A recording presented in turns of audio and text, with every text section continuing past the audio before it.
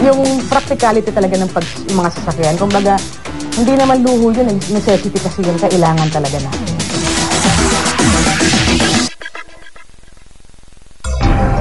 Nitong Setyembre, kumalat sa mga social networking site ang mga litratong ito. Ito ang mga bagong kotse na ibinigay raw ni Makati City Mayor Jejomar Erwin Junjun Binay sa lahat ng barangay chairman ng lungsod. May 33 barangay sa Makati. Kasi yung mga barangay captains, maraming responsibilidad yan, ano? Maraming mga functions na yatin dahil pagka may meeting dito sa City Hall, kailangan nila ng sasakyan.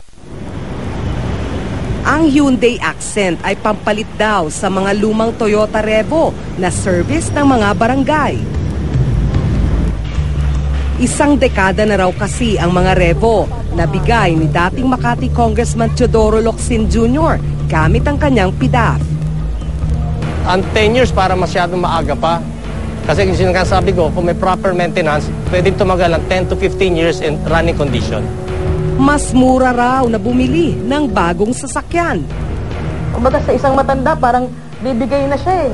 Diba? So, mas nagagastusan tayo pagka yung paggawa tayo ng paggawa. Hindi naman daw luho ang mga sasakyan na ito. Ito nga po, kaya nga po ito tinataka ng for official use only.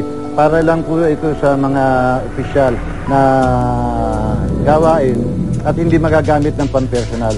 Sa opinion ko lang, hindi naman siguro na sayang yung pera.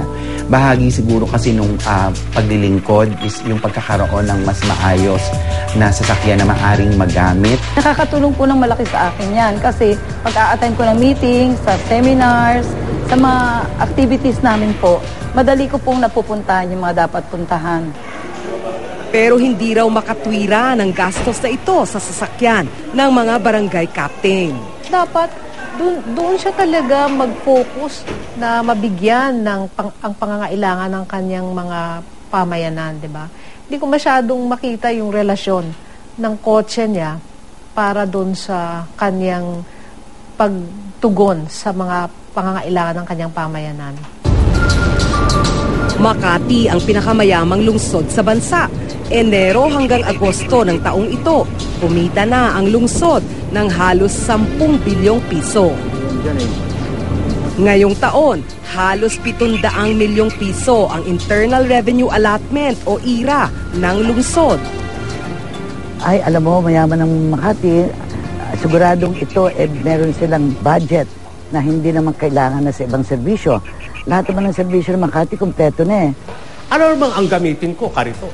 Ano naman ang gamitin ko, yung bisikleta na kaya naman kaming i-provide ng isang maayos, isang tama at formal na tatakyan. Siguro in some provinces or some other cities, they will think of it na parang ganun nga, parang luxurious ito sa Juan. Pero para naman po sa amin, capable naman po ang Makati para po bigyan naman ng ganitong klaseng serbisyo ang mga kapitan. Mayaman, superficially, di ba? Pero pag tinignan mo yung mga human development indicators, hindi sila mayaman. So dapat yung kanilang resources ginagamit nila para sa kabutihan ng mga mamamayan, hindi para sa politika.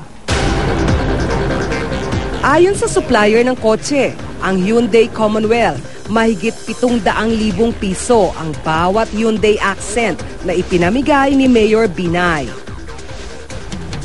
Mahigit 23 milyong piso ang nagastos para sa lahat ng kotse. Ayon sa Administrative Order 339 ni dating Pangulong Fidel Ramos, maaring bumili ng sasakyan ang mga lokal na pamahalaan para sa opisyal na gamit. Pero ito'y hindi lang para sa gamit ng kapitan, kundi ng buong barangay. Kaya hindi raw dapat kotse ang ibinibigay sa mga barangay. Hindi ko masyadong ma-appreciate kung bakit kailangan ng kapitan ang kotse, di ba? Pumupunta ba siya sa mga napakaraming official functions? Pumupunta ba siya sa Kongreso para umattend ng congressional hearing? Ano kaya ang opinyon ng mga taga-Makati? Palagay ko, hindi ako papabor doon eh. Kasi unang-una, pera rin sa taong bayan din galing yung pera na yung pambibili ng kotse, pabibigay. Sa taong bayan, manggagaling yun. Okay naman po kung yun po kung nakakatulong para sa barangay o sa captain natin na para mapadali yung pagpunta po nila sa pupuntahan nila. Hindi rin parang komportable naman ang mga barangay captain dito sa Makati kasi karamihan ng barangay captain sumasakay lang sa tricycle, yung motor. Kasi mas marami pang dapat mas unang paggamitan kung halimbawa pondo man yun. Sa Administrative Order 239 ni dating Pangulong Gloria Arroyo, ang mga government vehicle ay dapat nakaparada sa garahe ng opisina upang maiwasan ang maling paggamit nito. Hawak naman dapat ng guard on duty ang susi ng sasakyan. Inikot namin ang mga barangay ng Makati upang tignan kung nasusunod ito. Halos lahat ng barangay sa lungsod, ang kotse ay nakaparada sa barangay hall at nasa guard on duty ang susi. Pero ang mga kotse ng barangay Guadalupe Viejo, Tejeros, Carmona, San Antonio, Palanan, Dasmariñas, Pinagkaisahan, Sembo, Southside, Northside at Rizal ay hindi namin nakita sa barangay hall. Ginamit daw na service ni Kapitan sa City Hall at ang ilan ay para sa kanyang meeting sa labas.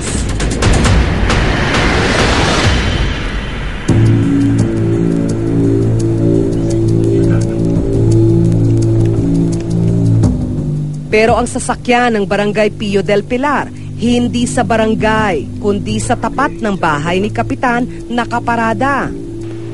Mas safe na maiparada dito kaysa sa iba ko lang iparada. Kasi bukod sa barangay pagpuno nga, dito ko na lang siya dinadala. At least nakakikita. Bihira lang naman daw itong iparada sa harap ng bahay ni Kapitan.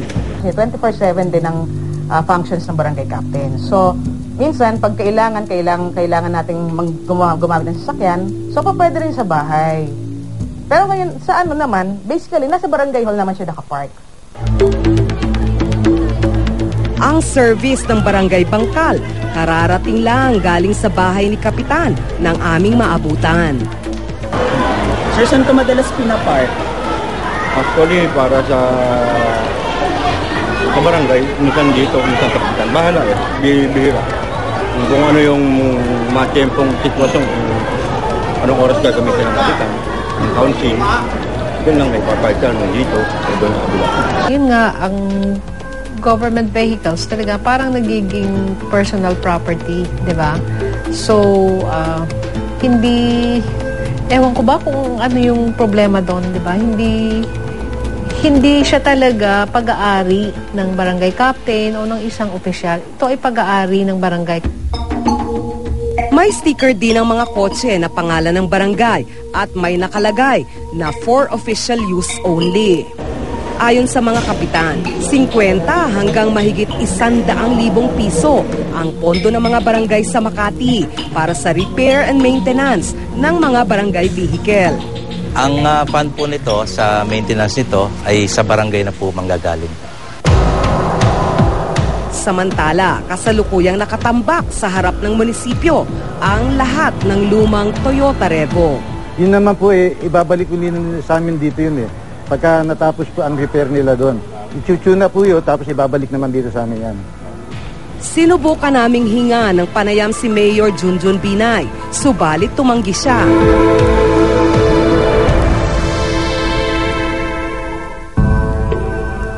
Walang masama sa pamimigay ng sasakyan para sa barangay. Totoong mahalaga ito. Basta masiguro na mapakikinabangan ito ng lahat at hindi naaabuso.